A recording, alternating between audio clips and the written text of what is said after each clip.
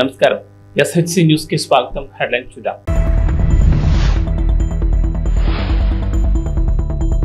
జనజాతర సభలో ఆకట్టుకున్న రాహుల్ రేవంత్ ప్రసంగాలు.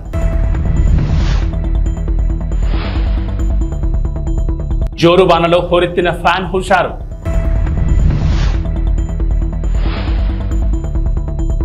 వైఎస్ఆర్సీపీ ఎమ్మెల్యే అభ్యర్థి కంబం విజయరాజు ఎన్నికల ప్రచారం. మహానేత స్వర్గీయ ఇందిరాగాంధీ ప్రాతినిధ్యం వహించిన మెదక్ పార్లమెంట్ నియోజకవర్గం నుంచి పోటీ చేస్తున్న నేల మధు ముదిరాజ్ కు కాంగ్రెస్ అధినేత రాహుల్ మద్దతు పలికారు. ఈ సందర్భంగా రాహుల్ గాంధీ మాట్లాడుతూ బీజేపీ రాజ్యాంగాన్ని మార్చి సామాన్య హక్కులను హరించేందుకు చూస్తోందని ఆరోపించారు. బీజేపీ మళ్లీ గెలిస్తే పేదలకు బీసీ, ఎస్సీ, ఎస్టీ, అనగాండ వర్గాల కింద రిజర్వేషన్లు రద్దు చేస్తుందని పేర్కొన్నారు. ముఖ్యమంత్రి రేవంత్ రెడ్డి మాట్లాడుతూ కాంగ్రెస్ పార్టీకి ప్రజల్లో వస్తున్న ఆదరణ చూసి ఓర్వలేక బీజేపీ, బీఆర్ఎస్ పార్టీలు కుట్రలు చేస్తున్నాయని ఆరోపించారు.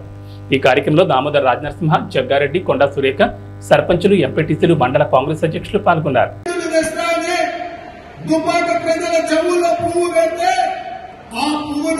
శాసనసభ ఎన్నికల్లో బండకేసి కొట్టిండ్రు, ఉప్పు తీసి ఉప్పు పోసి పాత వేసింది.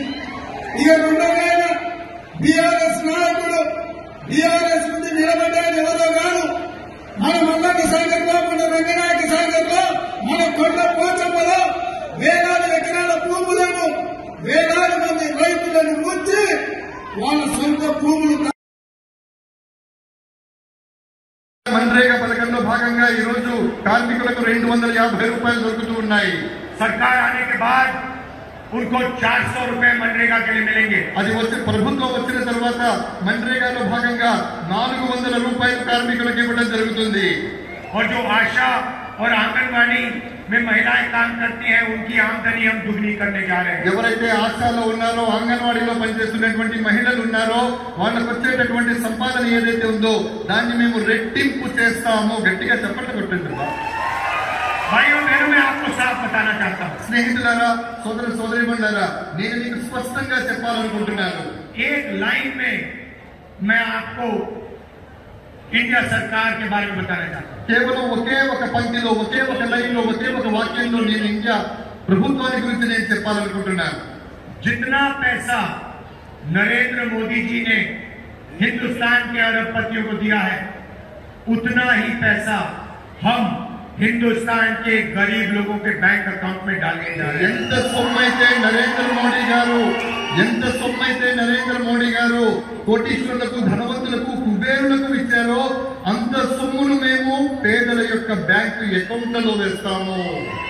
अंत में भाइयों बहनों, ये अम्बेडकर जी का संविधान है, गांधी जी का संविधान है, इसकी हम सबको मिलकर रक्षा करनी है. స్నేహితులారా, నేను చేతిలో పట్టుకున్నటువంటి పుస్తకం ఏదైతే ఉందో అది అంబేద్కర్ గారు రాసినటువంటిది, గాంధీ గారి స్వప్నం. కాబట్టి ఆ పుస్తకాన్ని, ఆ సంవిధానం అంటే ఆ రాజ్యాంగాన్ని పరిరక్షించుకోవాల్సిన బాధ్యత ప్రతి భారతీయుడి మీద ఉంది. रिजर्वेशन की रक्षा करनी है, पब्लिक सेक्टर की रक्षा करनी है, किसानों, मजदूरों, बेरोजगार लोगों को की रक्षा करनी है. రిజర్వేషన్ల ఫలితంగా రిజర్వేషన్లను మనం కాపాడుకోవాలి. అదే విధంగా కార్మికుల్ని కాపాడుకోవాలి, కర్షకుల్ని కాపాడుకోవాలి, పేదవాళ్ళని కాపాడుకోవాలి, ఇవన్నీ కాపాడుకోవాలి. పక్షపాతి బీసీలు బాగా బతకాలి, వాళ్ళు బాగా ఉండాలి అనేటువంటి ఆలోచనతోటి మేనిఫెస్టోలో బీసీ గణన చేయమని చెప్పడం మనందరికీ కూడా అదృష్టంగా భావించాలి. మరి ఈరోజు బీజేపీ పార్టీ మైనార్టీల రిజర్వేషన్ తీసేస్తాము అని మాట్లాడుతూ మైనార్టీ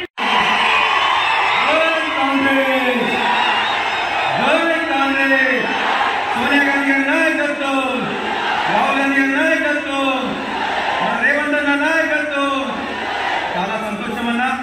ఈరోజు ఈ జనజాతర కార్యక్రమానికి ముఖ్య అతిథిగా వచ్చిన మన ప్రియతమ నాయకులు తుమ్మలపాలెంలో మత్స్యకారుల అభివృద్ధి కృషి చేస్తానని సర్నాల తిరుపతిరావు అన్నారు. ఈ సందర్భంగా మాట్లాడుతూ విజయవాడ ఎంపీగా కేసీఆర్ నానిని, ఎమ్మెల్యేగా తనను అఖండ మెజార్టీతో గెలిపించాలని కోరారు.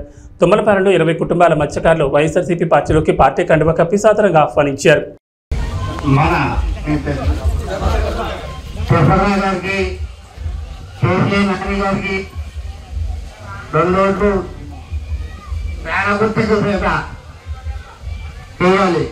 అయితే ఒకటి పోయినసారి చంద్రబాబు నాయుడు గారు వస్తారని అన్నారు. అయితే చంద్రబాబు నాయుడు వస్తే కలకత్తా నుంచి పుణ్యవాడ నుంచి బెంగళూరు దాకా వేలు తీసేతనంగా అది అప్పుడే జరిగింది. ఇప్పుడు కూడా చంద్రబాబు నాయుడు గారిని ఓటు వేస్తే ఇది ఇప్పుడు మన ముందే బేస్ కూడా పార్టీ చేస్తారు, కంపల్సరీగా అవుతారు. పార్టీ చేస్తారు. చంద్రబాబు నాయుడు గారు సీఎంగా అవుతే ఒక భూమి తప్ప చర్చలు తప్ప మన ఉండే బేస్ కూడా పార్టీ చేయగలుగుతారు. మనం ఎక్కడో ఇతరులు రాజకీయాలు కూడా కానీ దేనికి కానీ అవకాశం ఉండదు. దయచేసి 2 ఓట్లు కూడా పేదగుట్టుకు వెళ్ళాలని ప్రార్థన. అలాగే జగన్ వల్ల లబ్ధి పొందడంటే ఎవరు లేరు. ఆ పార్టీ ఈ పార్టీ లేదు. తెలుగుదేశం పార్టీ అయినా, వైసీపీ పార్టీ అయినా, జనసేన పార్టీ అయినా, ఏ పార్టీ వాళ్ళైనా ప్రతి రేషన్ కార్డు కూడా 1,00,000 రూపాయలకి ఇస్తాయి. అమౌంట్ అవుతూనే ఉన్నాయండి. వేరే మొత్తం మీద మీరు లెక్క చూసుకుంటే 1,50,000 తుమ్మలపాలెం వైఎస్ఆర్ కాంగ్రెస్ పార్టీ నాయకులకు, కార్యకర్తలకు, సానుభూతి పరులకు, ఈ గ్రామ ప్రజానీకానికి అందరికీ కూడా పేరు పేరున నమస్కారాలండి.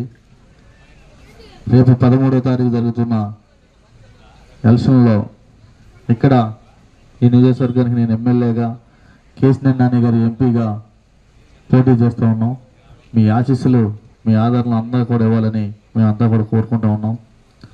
కొంతమంది చెప్తా ఉన్నారు, ఈ 5 సంవత్సరాలు బట్టి మేము అది చేసాం, ఇది చేసాం అని చెప్తా ఉన్నాడు. ఇవాళ జగన్మోహన్ రెడ్డి గారు ఇచ్చిన ప్రతి ఒక్క పథకాన్ని కూడా ప్రతి ఒక్కళ్ళకి కూడా ఇంటికి తీసుకెళ్ళి ఈరోజు వైఎస్ఆర్ కాంగ్రెస్ పార్టీ ఇవ్వడం జరిగింది. అవి ఏం జరగలేదు, అవి ఏం ఇవ్వలేదు అని చెప్తా ఉన్నాడు. ఇక్కడ చాలామంది పెద్దలు ఉన్నారు, అందరికీ మీ అందరికీ తెలిసినవి. ప్రతి ఒక్క ఇంటికి కూడా ఏ పార్టీలకి సంబంధం లేకోకుండా అందరికి కూడా ప్రతి ఒక్క సంక్షేమ పథకం ఇంటికి వెళ్ళింది. అభివృద్ధి అనేది ఎక్కడ ఏది కావాలో జరుగుతూ ఉన్నది. అవి కూడా ఇన్ని అబద్ధాలు ఆడుతూ ఉన్నాడు.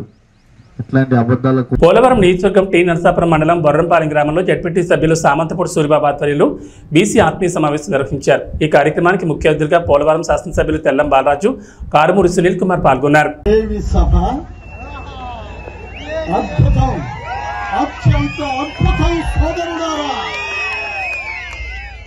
బీసీలు అంటే బడుగు బలహీన వర్గాలు కాదు, బలమైన వర్గం మంది.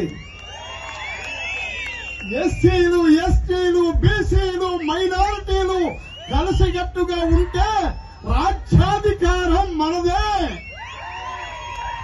సోదరుడారా, 1947 ఆగస్టు 15వ తారీఖున మన భారతదేశానికి స్వాతంత్ర్యం వస్తే ఆనాటి నుండి ఈనాటి వరకు ఎంతో మంది ముఖ్యమంత్రులను చూశాము. కానీ జగన్మోహన్ రెడ్డి గారు లాంటి ముఖ్యమంత్రిని ఎన్నడైనా ఎప్పుడైనా చూడగలిగామా? సోదరులారా, ఆడపడుచులారా, అన్నదమ్ములారా, కార్మిక కర్షక సోదరులారా, కష్టజీవులారా, మనకు నేను చాలా బీసీలలో అగ్రగణ్యుడు, గౌడవ వాసి ఉన్నాడు ఇక్కడ సోదరుడు అశోక్ గౌడ్ గారిని నేను చాలా బలవంతం చేశా. తమ్ముడు, నీవు మళ్ళీ వైఎస్ఆర్సీపీలోకి రావాలి అని. ఆయన వచ్చి రాష్ట్రంలోనే గౌడ వర్గాన్ని అందరినీ ధర్మచక్రంలాగా, అశోక చక్రంలాగా అడ్డం వేసినటువంటి మహానుభావుడు అశోకుడు. తమ్ముడు, ఈ వేళ మన బీసీలలో అగ్రగణ్యులైనటువంటి కారుమూరి నాగేశ్వరరావు గారు, మినిస్టర్ గారు అబ్బాయి సునీల్ కుమార్ యాదవ్ గారు, తెల్లం రాజ్యలక్ష్మి గారికి, బాలరాజు గారు మిస్సెస్ గారికి జగన్మోహన్ రెడ్డి గారు టికెట్ ఇచ్చారు అంటేనే అందులో ఎంత నీతివంతుడో బాలరాజు గారి కుటుంబం మనం అర్థం చేసుకోవచ్చు. ముఖ్యంగా వేదిక మీద ఉన్న వారిని ఎవరిని నేను ఇన్వైట్ చేసి వాళ్ళకి వెల్కమ్ చెప్పలేదు. వేదికను అలంకరించిన మహానుభావులారా, ఎంతో ఉత్తములారా, మీరందరూ కూడా చెప్పింది చెప్పకుండా చెప్పగలిగినటువంటి మహామేధావులు మీరందరూ కూడా స్టేజీని అలంకరించిన మీకందరికి కూడా మరొక్కసారి జగన్మోహన్ రెడ్డి గారి తరపున, సూరిబాబు గారి తరపున, మా అశోక్ గౌడ్ గారి తరపున మీకు మనవి చేస్తున్నాను. ప్రకాశం జిల్లా పెద్దదోర్నాలపట్నంలోని లహరి ఫంక్షన్ హాల్లో ఎర్రగొండపాలెం నియోజకవర్గ జనసేన కార్యకర్తల ఆత్మీయ సమావేశంలో నియోజకవర్గ టీడీపీ కూటమి ఎమ్మెల్యే అభ్యర్థి గూడూరు ఎరిక్షన్ బాబు పాల్గొన్నారు. ఈ సందర్భంగా మాట్లాడుతూ నియోజకవర్గంలో టీడీపీ కూటమి గెలిపే లక్ష్యంగా ప్రతి ఒక్క జన సైనికుడు పనిచేయాలని పిలుపునిచ్చారు. టీడీపీ, జనసేన, బీజేపీ నాయకులు కార్యకర్తలతో కలిసిమెలిసి పనిచేసి తెలుగుదేశం పార్టీ విజయాన్ని కృషి చేయాలని తెలిపారు. ఎర్రగొండపాలెం నియోజకవర్గంలో ఉన్న టీడీపీ, జనసేన, బీజేపీ కార్యకర్తలందరూ ఒక కుటుంబంలా ముందుకెళ్తామని తెలిపారు. ఈ అవసరం ఉన్న ఎరిక్షన్ బాబు అనే వ్యక్తి అందరికీ ముందుంటారని తెలిపారు. ఈ కార్యక్రమంలో ఎర్రగొండపాలెం నియోజకవర్గ టీడీపీ, జనసేన, బీజేపీ నాయకులు కార్యకర్తలు పాల్గొన్నారు. జనసేన నాయకులకు కార్యకర్తలకి నాకు ఇక్కడ తెలుగుదేశం జనసేన 2 వేలు కాదు, ఈ నియోజకవర్గం వేరు కాదు, ఇద్దరు ఒకటే. నాకు ఇద్దరు కష్టపడతా ఉన్నారు. వారికి కూడా అవకాశాలు కల్పించాల్సిన అవసరం భవిష్యత్తులో ఎంతైనా ఉంది. మా బాధ్యత. ఎందుకంటే వాళ్ళు కూడా 10 సంవత్సరాల నుంచి పార్టీ పెట్టి పవన్ కళ్యాణ్ గారు కార్యకర్తల కష్టం మీద పార్టీ నడుపుకొని ముందుకెళ్ళాడు. చంద్రబాబు నాయుడు గారు జైల్లో ఉన్నప్పుడు ఆయన పరామర్శించడానికి లోపలికి వెళ్ళి బయటకు వచ్చిన 1 నిమిషం కూడా మేమెవరు కూడా ఊహించలే. లోపల ఆయన పరిస్థితి తెలుసుకొని బయటకు వచ్చి చంద్రబాబు నాయుడు గారితో కలిసి రేపు మేము పోటీ చేయబోతున్నాం ఆంధ్రప్రదేశ్. ఆయన ప్రకటించిన వెంటనే ఆ రోజే తెలుగుదేశం పార్టీ కార్యకర్త నాయకుల గుండెల్లో పవన్ కళ్యాణ్ గారు నిలిచిపోయారనే వాస్తవం ఇది సత్యం. ఈ రాక్షస పరిపాలన అంతమందించేదాన్ని, ఈ రాష్ట్రంలో జగన్మోహన్ రెడ్డి గారిని వారి యొక్క అరాచకాల్ని అంతమొందించేదానికి పవన్ కళ్యాణ్ గారి మద్దతు ఆ సమయంలో మనకి కొండంత అండన ఇచ్చినటువంటి మాట వాస్తవం అని చెప్పేసి శ్రేణులందరూ కూడా నేను తెలియజేసుకుంటా ఉన్నాను.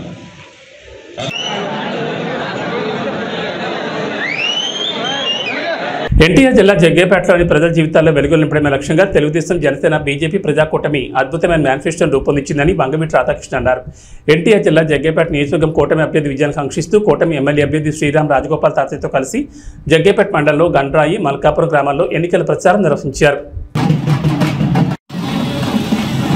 3 రోజులు మనం అంతా క్యాంపెయిన్ చేయడానికి ఉంది.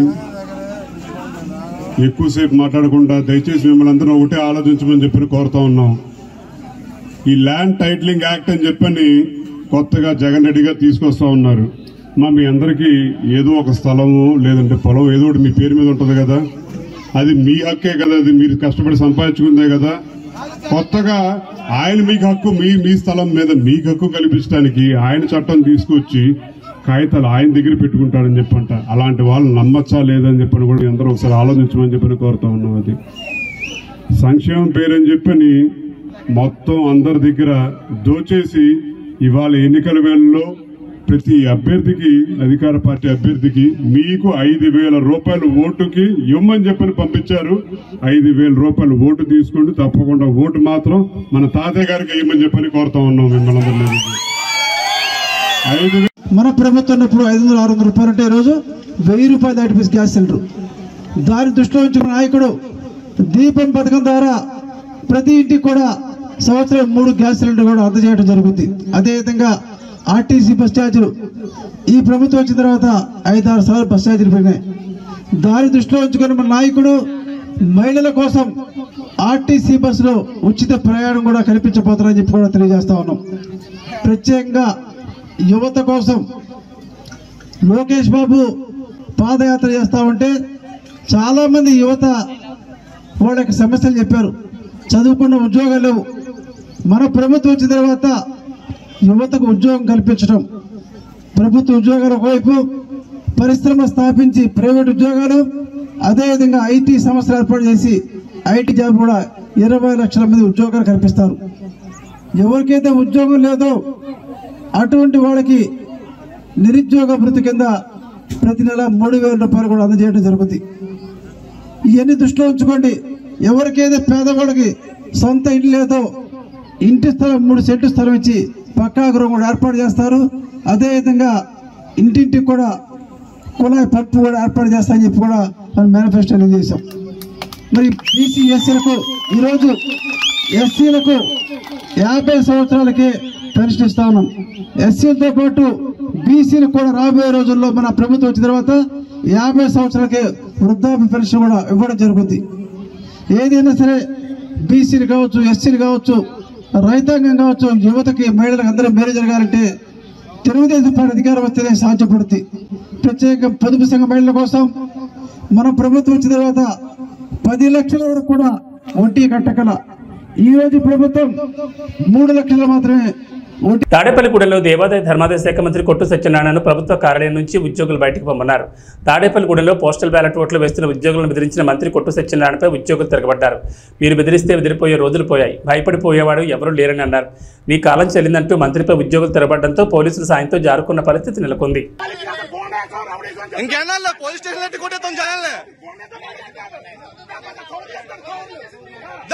గేట్ బయట రావాలా, గేట్ బయట ఏదైనా గేట్ బయట ఫోటో తీసుకో, గేట్ రాబడం కాదు, గేట్ బయట, గేట్ బయట బాబు అటు కూడా తీయమ్మా, అటు తీసేసి ఒకరితో కాదు అందరూ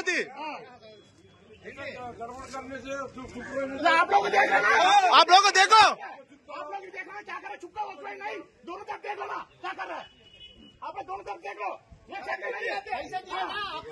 पैसा दिए ना क्या पे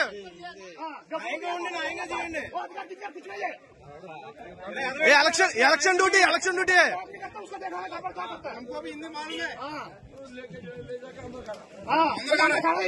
चल जाएगा आप लोग क्या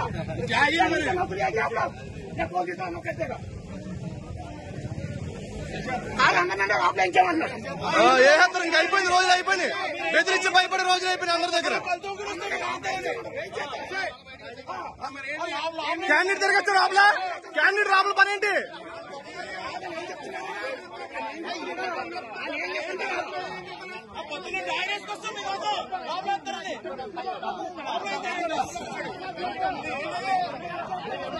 అంటే క్యాండిడేట్ రాబుల పని ఏంటి?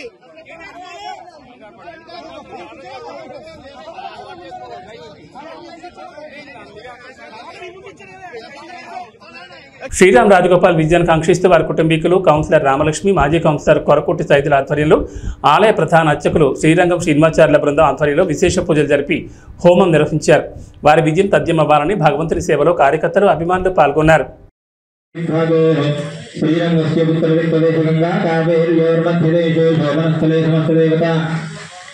भगवद्भागवत आचार्य सन्निधौ अस्मिन् वर्तमान व्यावहारिक करणाय नमः, सर्पनेत्राय नमः, सुमुखाय परिस्थिताय नमः, मध्यमेकलायां चण्डाय नमः, प्रचण्डाय नमः, भद्राय नमः, सुभद्राय नमः, भुजाय नमः, विजयाय नमः, धात्रे नमः, विधात्रे नमः, मूर्धमेकलायां रवीन्द्राय नमः, रमतये नमः, ओं हम यमाय नमः, षण्वरुणते नमः, वरुणाय नमः, वायुवे नमः, शङ्कुटेराय नमः, ओं ईशानाय नमः। एतेन्द्रादयः दिव्याभरणवस्त्रसंयुक्ताः अग्निमुखादव्यातव्याः ओं विद्ज्वालयामि ओं इति शोभमुद्रया अमृते करोमि।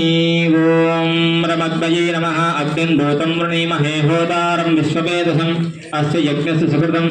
ओं रमद्वये नमः।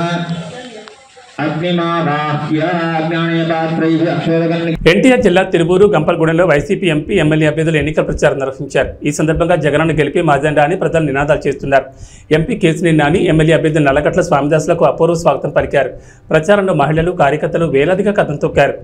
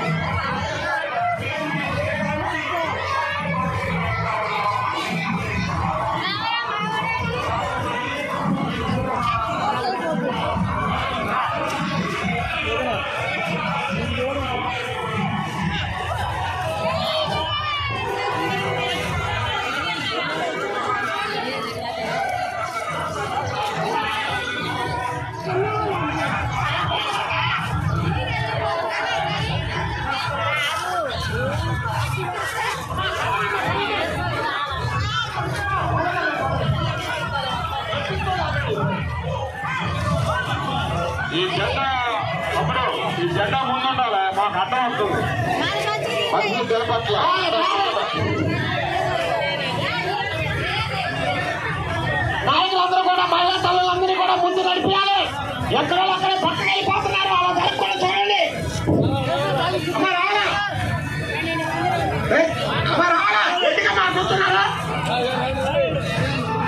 ఇచ్చాపురం నియోజకవర్గ ఉమ్మడి అభ్యర్థి బెందాలం అశోక్ కొర్లం పరిసర ప్రాంతాల్లో ప్రచారాన్ని కొనసాగించారు. ఎక్కడికి వెళ్లినా ప్రజలు జేజేలు పలుకుతూ స్వాగతం పలికారు.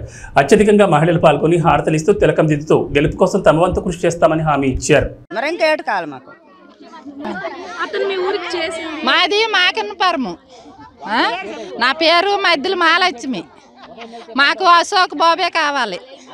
మాకు అశోక్ బాబుకే గెలిపిస్తాం. చంద్రబాబు నాయుడు గెలల్లా, అశోక్ బాబు గెలల్లా, రామ్మోహన్ నాయుడు గెలల్లా. మంచిగా చేసినారు. రోడ్లు, కరెంట్లు అన్ని చేసినారు. బిల్డింగ్ చేసినారు.